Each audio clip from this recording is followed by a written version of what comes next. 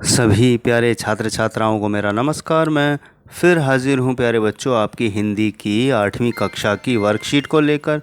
और worksheet number हमारी 7 है और डेट है 11/8/2021 यानी 11 अगस्त। प्यारे बच्चों, आज हम आपकी पाठ्य पुस्तक वसंत से पाठ लाख की चूड़ियाँ, लेखक हैं कामतानाथ, का अगला भाग पढ़ेंगे। कहानी को आप एक बार में ही अपनी पुस्तक से पूरा भी पढ़ सकते हैं। तो शुरू करें। इससे पहले हमने ये जाना कि बदलू क्या काम करता है, लाख क्या होता है, लाख की चूड़ियाँ कैसे बनती हैं, ये हमने जाना पहले भाग में। बदलू यह कार्य सदा ही एक मचिए पर बैठकर किया करता था, जो पुरानी बात थी। बगल में ही उसका हुक्का रखा रहता, जिसे वह बीच बीच में पीता रहता। गांव में मेरा दोपहर का समय अधिकतर बदलू के पास बीतता। वह मुझे लला कहा करता और मेरे पहुंचते ही मेरे लिए तुरंत एक मछिया मंगा देता। मैं घंटों बैठे बैठे उसे इस प्रकार चूड़ियाँ बनाते देखता रहता। लगभग रोज़ ही वह 4-6 जोड़े चूड़ियाँ बनाता। पूरा जोड़ा बना लेने पर वह उसे बेलन पर चढ़ाकर कुछ क्षण चुपचाप देखता रहता, मानो वह बेलन ना होकर किसी नववधू की कलाई हो। तो यहाँ कुछ बातें हमने जानी कि एक मछिया यानी कि एक बैठने की चीज़ जिस पर वो बैठकर काम करता था, बहुत पुरानी थी। और बगल में उसका एक हुक्का रहता था जिसे वो पीता रहता था बीच बीच में। और लेखक का दोपहर का समय बदलू के पास ही बीतता और वो उसे चूड़ियाँ बनाते हुए घंटों देखता रहता। बदलू मनिहार था। मनिहार यानी जो चूड़ियों का काम करते हैं वो मनिहार कहलाते हैं प्यारे बच्चों।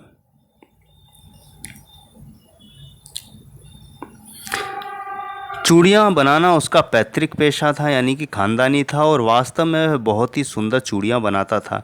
उसकी बनाई हुई चूड़ियों की खपत भी बहुत थी। उस गांव में तो सभी स्त्रियां उसकी बनाई हुई चूड़ियाँ ही पहनती थी। आसपास के गांवों के लोग भी उससे चूड़ियाँ ले जाते थे, परंतु वह कभी भी चूड़ियों को पैसे से न बेचता था। उसका अभी तक वस्तु विनिमय का तरीका था और लोग अनाज के बदले उससे चूड़ियाँ ले जाते थे। बदलू स्वभाव से सीधा था। मैंने कभी भी उसे किसी बात से झगड़ते नहीं देखा। हाँ, शादी विवाह के अवसरों पर वह अवश्य जिद पकड़ जाता था। जीवन भर चाहे कोई उससे मुफ्त चूड़ियाँ ले जाए, परंतु विवाह के अवसर पर वह सारी कसर निकाल लेता था। तो प्यारे बच्चों, बदलू जो था मनिहार था, यानी चूड़ियों का काम करना, चूड़ियाँ बेचता था यानी चूड़ियाँ बनाता था। और चूड़ियाँ बनाना उसका खानदानी पेशा था। और चूड़ियाँ वो इतनी सुंदर अच्छी बनाता था कि आसपास के गांव में उसकी खपत थी, सभी लोग उसी से चूड़ियाँ खरीदते थे। लेकिन बदलू जो था प्यारे बच्चों, वो कभी भी चूड़ियों को पैसे से नहीं बेचता था। यानी कि पुरानी जो परंपरा थी कि चीज़ के बदले चीज़, तो वो अनाज के बदले चूड़ियाँ देता था और लोगों से चूड़ियों के बदले अनाज लेता था। बहुत सीधा था बदलू, किसी से झगड़ा नहीं करता था। लेकिन जब शादी विवाह जैसी कोई चीज़ गांव में होती, शादी विवाह किसी का होता, तो वो जिद पकड़ लेता।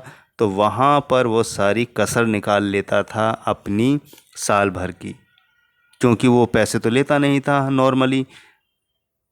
आमतौर पर बदलू जो है गांव में किसी से पैसे नहीं लेता था, चूड़ियों के बदले में अनाज लेता था। लेकिन अगर शादी विवाह होता तो पूरा जिद पर अड़ जाता। तो आगे क्या होता है प्यारे बच्चों कि जीवन भर चाहे कोई उससे मुफ्त चूड़ियाँ ले जाए, परंतु विवाह के अवसर पर वह सारी कसर निकाल लेता था। आखिर सुहाग के जोड़े का महत्व ही और होता है। मुझे याद है मेरे मामा के यहाँ किसी लड़की के विवाह पर ज़रा सी बात पर बिगड़ गया था और फिर उसको मनाने में लोहे लग गए थे। यानी लोहे लग जाना कहते हैं प्यारे बच्चों कि किसी को मनाने में पूरी आफत हो जाना, एक तरह से पूरा दिन निकल जाना। किसी को कोई रूठ जाए तुमसे तो उसको मनाने में कितनी आफत होती है। विवाह में इसी जोड़े का मूल्य इतना बढ़ जाता था कि उसके लिए उसकी घरवाली को सारे वस्त्र मिलते, ढेरों अनाज मिलता, उसको अपने लिए पगड़ी मिलती और रुपए मिलते 100 अलग। तो इसीलिए बदलू विवाह के खास अवसर पर अपनी ज़िद पकड़ता, यानी कि वहाँ पर वो सारी कसर निकाल लेता था। उसके बदले उसे कपड़े मिलते, अनाज मिलता और पैसे भी मिलते और पगड़ी भी मिलती। तो बदलू सीधा साधा था, अच्छा था, लेकिन हर आदमी में कुछ ना कुछ थोड़ी बहुत चीज़ें होती हैं प्यारे बच्चों, वैसे ही बदलू में थी। तो प्यारे बच्चों, हमने एक हिस्सा कहानी का पहले भी पढ़ा था, आज भी पढ़ा, और कुछ नई चीज़ इस पाठ के बारे में जानी। तो अब कुछ शब्दों के अर्थ भी जान लेते हैं। मचिया होता है प्यारे बच्चों बैठने के उपयोग में आने वाली सुतली आदि से बनी चौकोर छोटी खटिया। गांव में आमतौर पर ये मिलती है, शहरों में तो ये फैशन ख़त्म हो गया, अब लकड़ी या प्लाई की बनने लगी है।